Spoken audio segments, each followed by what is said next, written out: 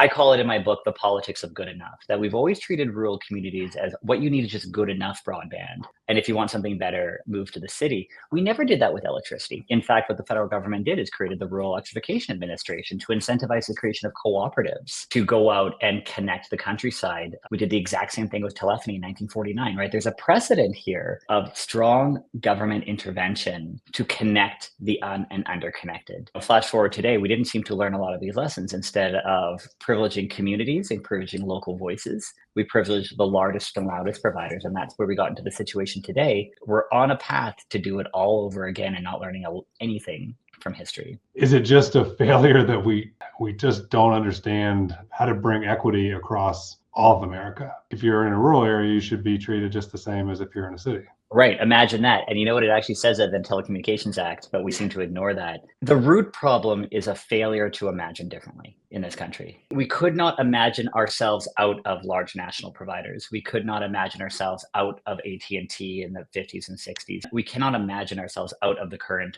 box in which we are in, which means we can't get to equity. The current system doesn't work. That's why we're putting so much money into it, but we're not changing the system, right? We're just injecting more and more capital into a failed system. And so we need to think differently. And in order to do that, we need to listen to our communities. What counts as evidence to Congress? What counts as evidence to the Federal Communications Commission? What counts as evidence to the NTIA? It's not stories, right? It's the self-reports of ISPs. So what do we call evidence at this federal policy matter? This is part of the problem of why we can't think differently, is because we are so limited in scope on what is considered evidence, right? Numbers are considered evidence. Maps are considered evidence. Technology is considered evidence. Well, you know what? I hate to tell you this, but maps lie, right? Numbers lie, right? Not every internet technology is created equal, right? Technologies lie. There's a politics around everything. So the one aspect that we're omitting is the voices of the actual people that we're trying to help.